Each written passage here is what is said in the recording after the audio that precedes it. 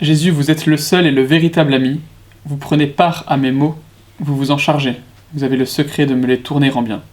C'est là le début de la prière du véritable ami, écrite par Claude Lacolombière. Donc si vous avez suivi toutes nos vidéos, vous voyez très bien qui est Claude Lacolombière. Et il s'adresse à Jésus comme à un ami, parce que c'est lui qui nous aime le plus, c'est lui qui mérite le plus d'être aimé. Donc on va voir dans cette vidéo en quoi le cœur de Jésus est justement le cœur de l'ami. Tout d'abord parce qu'il nous montre que Dieu est amour. Ensuite parce qu'il nous aime tous particulièrement, malgré notre péché. Et enfin, qui attend qu'on l'aime en retour. Donc d'abord, Dieu est amour.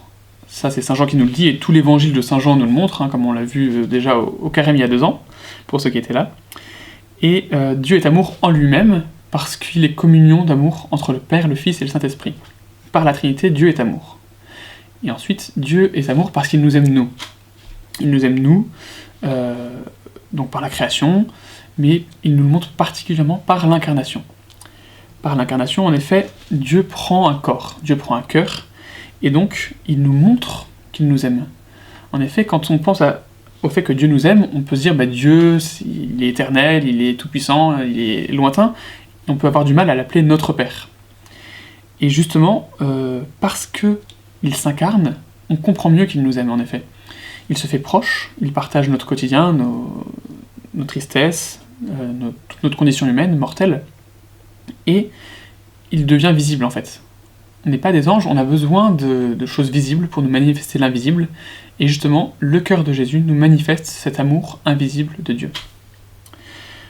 Donc Dieu est amour, le Sacré-Cœur nous le montre, et nous le montre particulièrement, comme je vais le montrer, avec toute la vie du Christ, à travers les différentes amitiés qu'il a pu nouer ici sur la terre. En effet, on voit qu'il y a les 12 apôtres, il y a Marthe et Marie, il y a Lazare, et Dieu n'agit pas, Dieu n'agit pas de la même manière avec tout le monde, parce qu'il nous aime tels que nous sommes. Il nous aime chacun en particulier avec nos spécificités. On voit par exemple Saint Jean poser sa tête sur le cœur du Christ à la scène, on imagine plus difficilement Saint Pierre le faire. On voit Jésus qui est plein de compassion envers Marthe et Marie, de qui il était très proche, lorsqu'elles pleurent la mort de leur frère. On voit qu'il est plus dur, avec Saint Pierre, quand il lui dit « Passe derrière moi Satan », alors que Saint Pierre veut s'opposer à la passion. Il y a aussi le cas de Judas.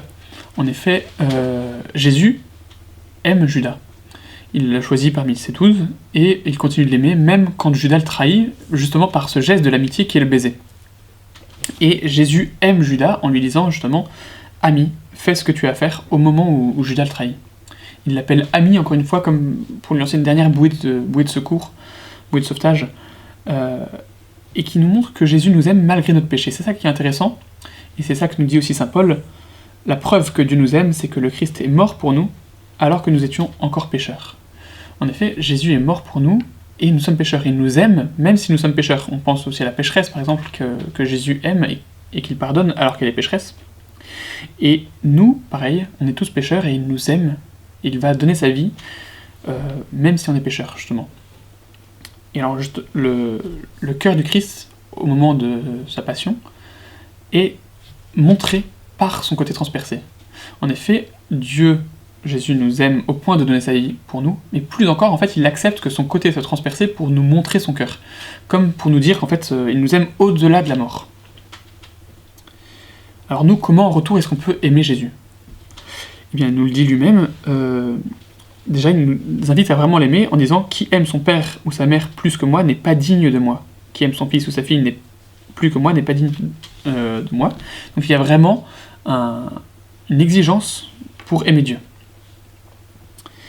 Et il nous dit comment l'aimer en disant « Pas de plus grand amour que de donner sa vie pour ses amis. » Donc ça peut aller jusqu'au martyre ou sinon dans le don quotidien de soi.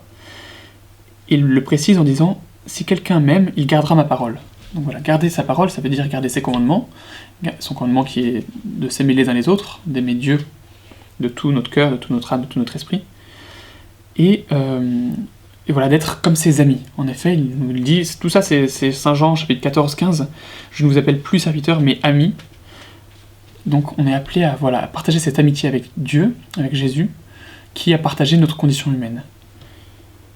Et cela passe par connaître mieux Dieu, connaître mieux Jésus. Comme un ami, on cherche à mieux comprendre, mieux le connaître, sa famille, ses amis.